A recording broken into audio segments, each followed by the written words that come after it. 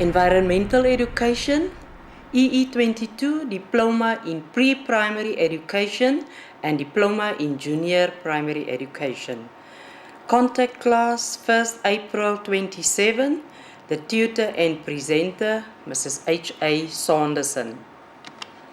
Welcome class. A very warm welcome to all students. Today, I want to focus on the content that will be needed for you to concentrate on for this coming examination. Start early enough to study and work through old exam papers to familiarize yourself with different types of questions. General information, important. Continuous assessment per semester module consists of 100 marks for modules of 8 credits. A 50% semester or continuous assessment mark is required for admission to examinations. A final pass mark of 50% is required. This is calculated by adding 60% of the examination mark to 40% of the semester continuous assessment mark. Examination format. The duration will be 2 hours. The question paper will consist of 4 questions and the total marks are 100.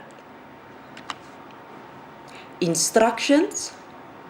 When you start to write your answers, please write understandably, neatly and clearly. It is very difficult to allocate marks to work that is not easy to read because of poor handwriting. Read instructions carefully and ensure you know what is required before you start.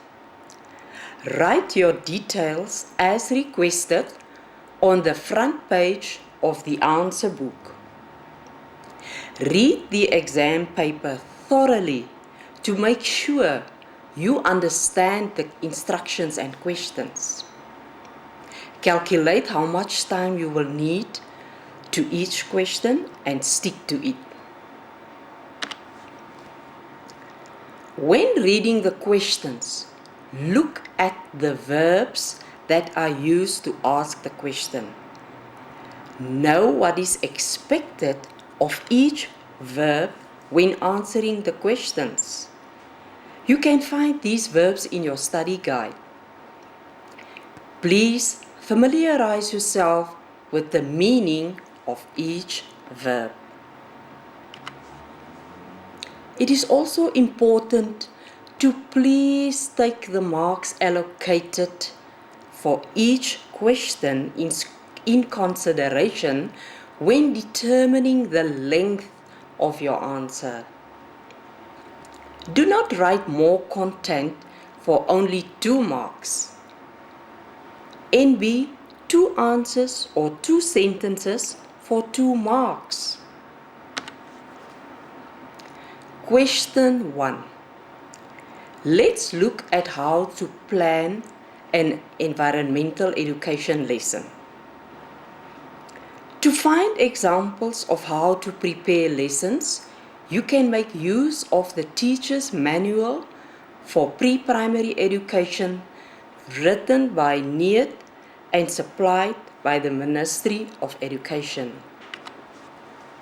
Remember, in every lesson, the objectives, the basic competencies, the teaching aids, and the content of the lesson will differ. However, the main features of a lesson plan are: lesson objectives.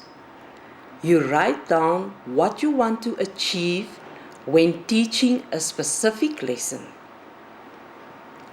What is the basic competencies?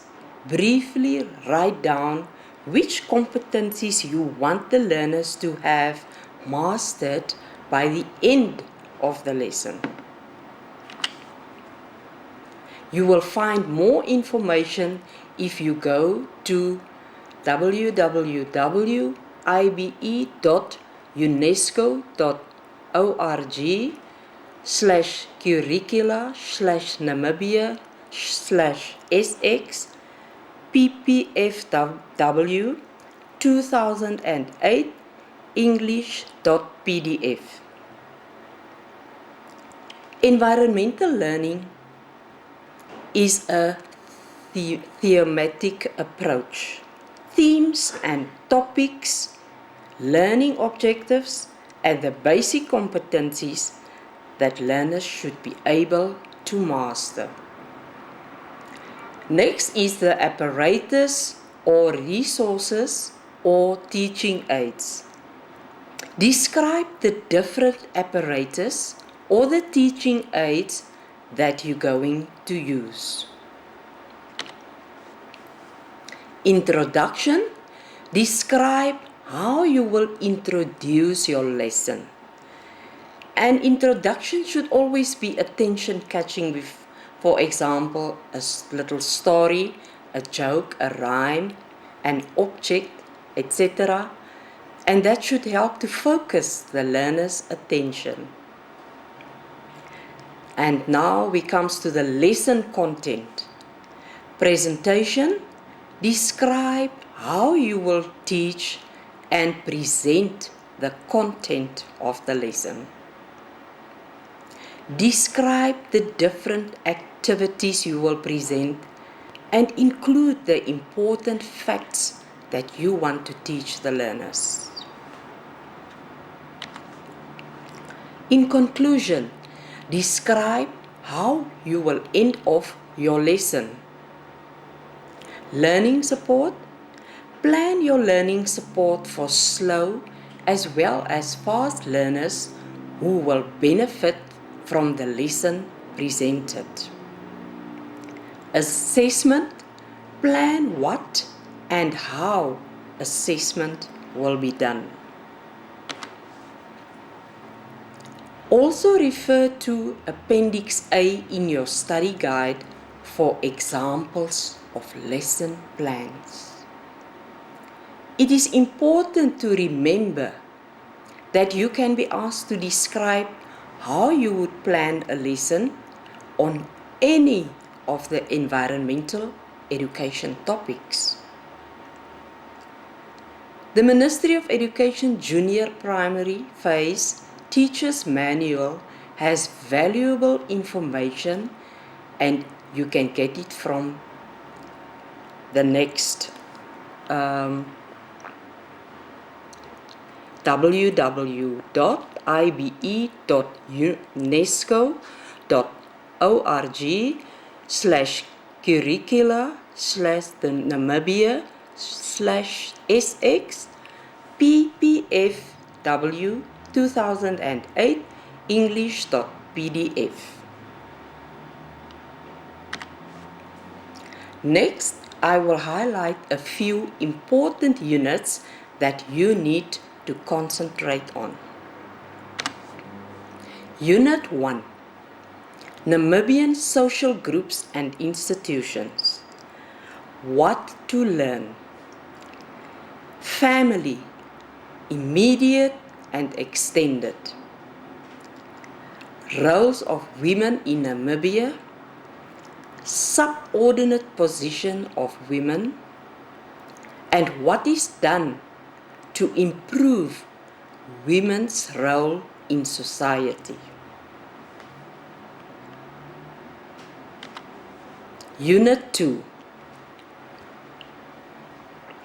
Namibian culture, social groups and activities, historical places and persons, the national flag. Unit 3. Namibian infrastructure and communication. Towns in Namibia. What are the advantages? What are the disadvantages? The languages and transport. Unit 4, Economic, Civic and Geographical Features of Namibia. Entrepreneurship and small businesses. Components of a small business. Factory products. Natural landscapes in Namibia. And weather patterns in different seasons. Unit 5, Health and Nutrition. Tending to wounds, healthy lifestyle, infectious diseases.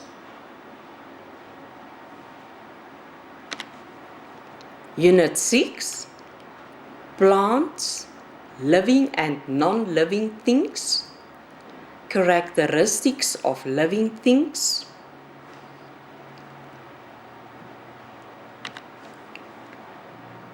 Unit 7, Plants and insects. The role of birds and insects in the food chain. Food and other products from farm animals like sheep, cattle and pigs.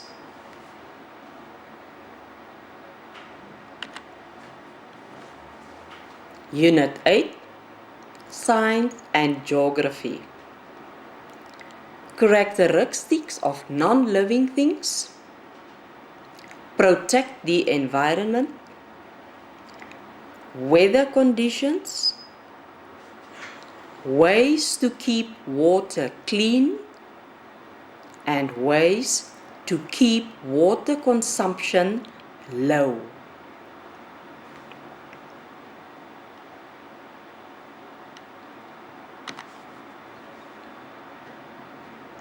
Other information. Tips: we truly understand that success comes through hard work. And in order for you to succeed in this course, you need to study very hard in order to be successful. Set your goals and your deadlines and stick to them. Be realistic. You will be frustrated if you do not create sufficient time in your personal schedule. Students, please contact me if needed. Phone 0811 466 046 or you can email at me at Saunderson@gmail.com. Thank you. Good luck and all the best with your studies.